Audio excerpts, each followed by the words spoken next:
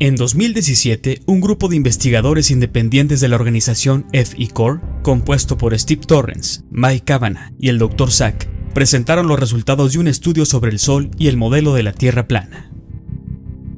FE-Core es una organización dedicada a la precisión, el descubrimiento y la aplicación en la investigación científica. Steve Torrence y el Dr. Sack ya habían estado trabajando anteriormente con experimentos, cálculos matemáticos y simulaciones del cielo y la Tierra plana, logrando resultados sorprendentes. Pero lo que este equipo descubrió en esta excepcional investigación es bastante interesante. Hasta entonces se habían intentado hacer varios modelos de los movimientos de los cielos en la parte superior de las proyecciones de la Tierra plana. Uno de los modelos era el circular, otro el modelo cuadrado y algunas proyecciones como la de diamante. Pero ninguno había podido mostrar de manera precisa y verificable lo que realmente sucede allá arriba. Según los investigadores de este estudio, muchos de esos modelos estaban equivocados. Una de las razones principales para indicar que esos modelos estaban mal es que todos comienzan con la premisa de que los trópicos forman los caminos reales de los objetos físicos como el Sol o la Luna. Pero los investigadores de este estudio observaron, analizaron, midieron el movimiento del Sol y su posición, hicieron cálculos matemáticos, simulaciones y un modelo digital que vamos a ver más adelante. Descubrieron también que el Sol no es un objeto físico. Una de las maneras de percatarse de esto fue midiendo el tamaño del disco del Sol cuando pasaba directamente por encima.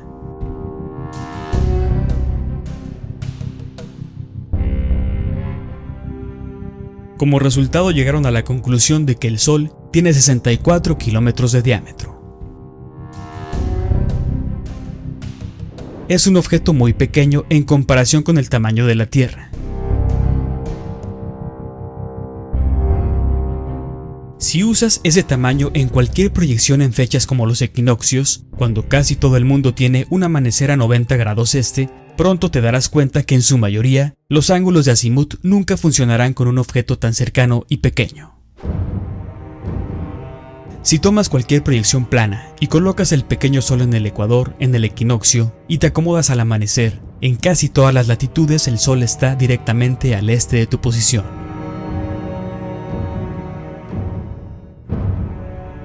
Si fueras capaz de moverte en segundos hacia el norte o hacia el sur de arriba a abajo, ese pequeño objeto permanecerá fijo en su ángulo azimutal en el horizonte, lo que por regla de geometría lo hace imposible ser un objeto físico pequeño. Esto los llevó a investigar más sobre las propiedades del Sol y su comportamiento en el cielo. Los investigadores de este trabajo comentaron haberse encontrado con muchas afirmaciones falsas e ideas muy cuestionables sobre el movimiento de la Luna, las estrellas y del Sol, y que consideraron su deber corregir esas afirmaciones. Algunos sostienen que el Sol se mueve en línea recta, lo cual es algo falso, como se muestra en las siguientes imágenes. Y se puede verificar rastreando la velocidad del Sol en su azimut y la declinación en un lapso de tiempo de 12 horas. También ha habido afirmaciones de que el Sol se mueve en una trayectoria circular, que también es incorrecta. Aunque cuando se ve el Sol ártico de medianoche, da la impresión de un camino circular, ya que cualquier observador tiene que girar 360 grados completos para seguir al Sol.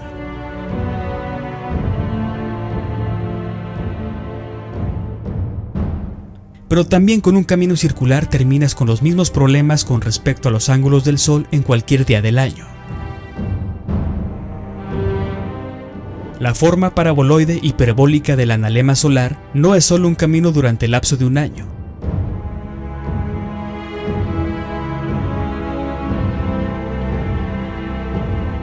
Ese mismo movimiento se encuentra en el ciclo de 24 horas del Sol. Este patrón de deriva se vuelve obvio cuando se da un seguimiento al Sol con rastreadores de alta gama como los de Losmandy, y solo se rastrea el azimut del Sol y no utiliza los ajustes de corrección del rastreador para que funcione a su velocidad nominal de 15 grados por hora.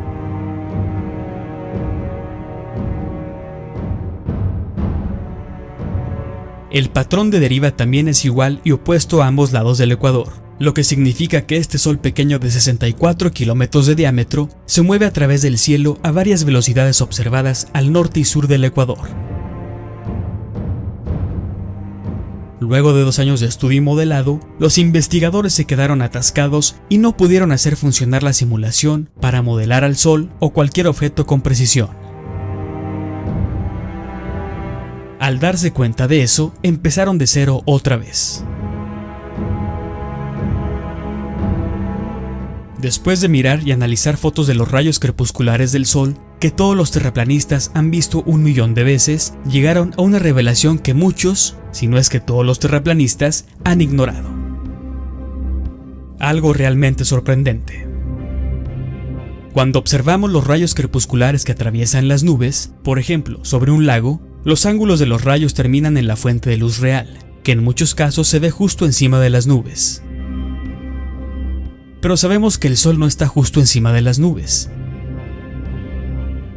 Empezaron a preguntarse qué vería alguien mirando hacia atrás desde el otro lado y si él o ella vería lo mismo. Imagina un escenario en el que veas estos rayos sobre un lago, como se ve en esta simulación.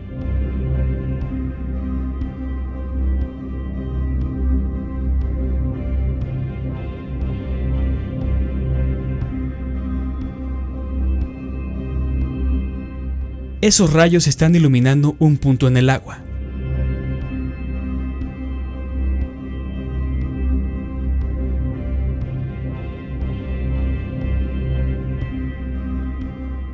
Ahora pon otro observador al otro lado del lago mirándote.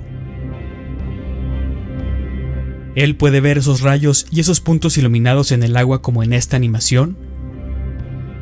Vamos a dar un paso más y dar al observador principal que ve los rayos un poste largo con un espejo colocado al final. Si tuviera que reflejar ese rayo que golpea el agua hacia el observador del otro lado, ¿vería entonces un reflejo del Sol en ese espejo? Ten en cuenta que la distancia aparte aquí es de solo 40 kilómetros. ¿Y dónde debería estar el Sol para el observador al otro lado? Para hacer estos ángulos de luz en software 3D, se necesita una fuente de luz local, como usaron en esta simulación.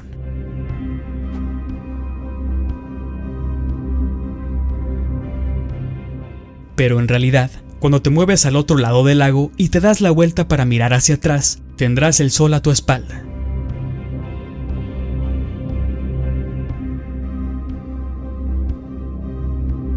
Por lo tanto, haciendo imposible ver los rayos del primer escenario o el reflejo del Sol en el espejo.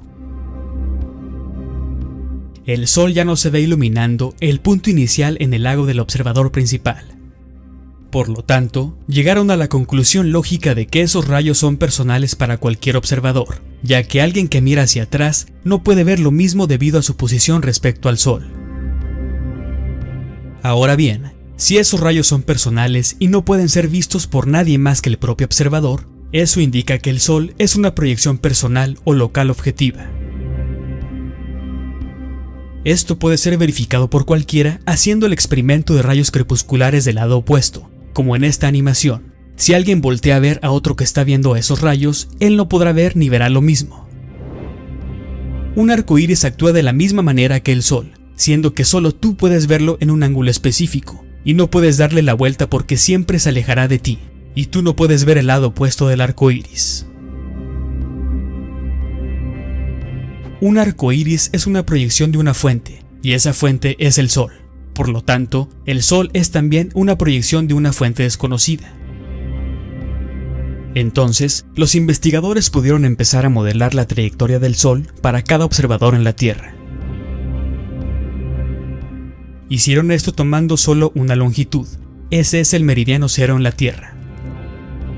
Ingresaron los datos de las observaciones de azimut y de inclinación del Sol, y rastrearon el objeto solar para esa ubicación durante un año por cada décima de latitud norte y sur del Ecuador, y simplemente dejaron que los datos siguieran su curso durante un año.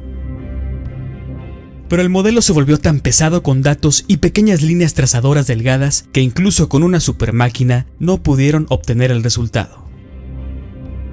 Después de algunas pruebas y errores, finalmente lograron obtener una visión clara del resultado final. Incluso con nuestro Sol a una distancia igual al observador, la forma y el diseño terminaron en un campo toroidal alrededor de la Tierra.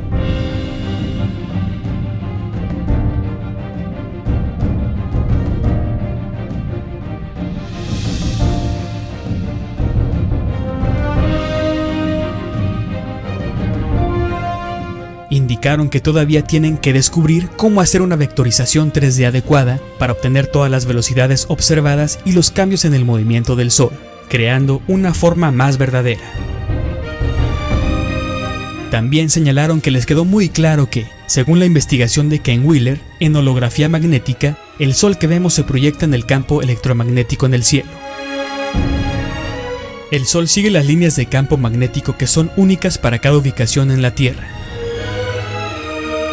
Entonces, el Sol real es una fuente que proviene del exterior del llamado firmamento, que probablemente utiliza la polarización de la luz que se proyecta en el campo magnético y se procesa a través del plano atmosférico.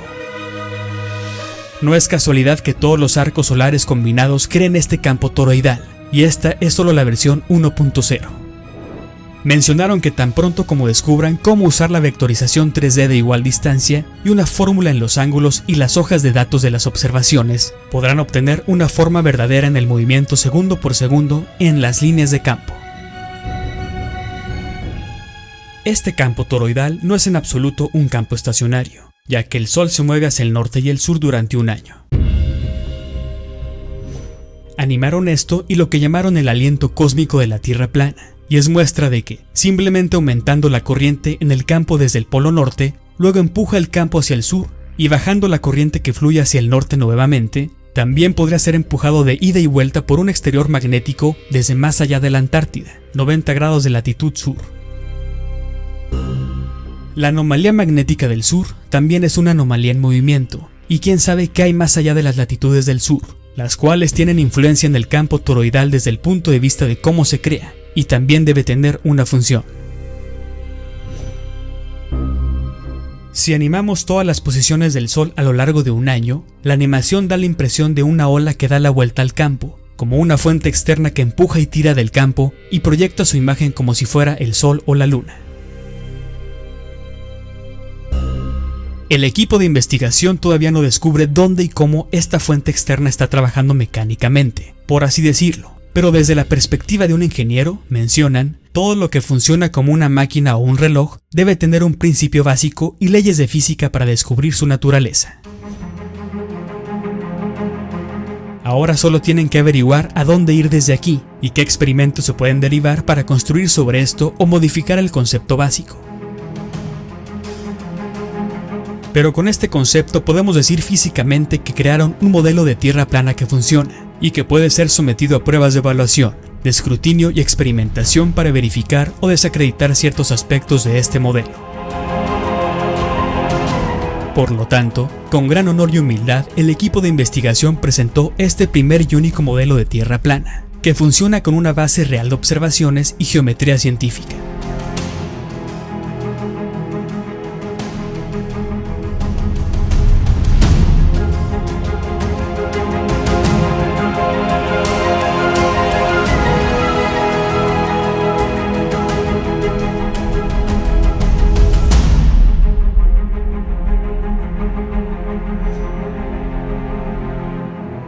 Si te gustó el video, suscríbete a Naof, compártelo y no te pierdas los futuros videoreportajes.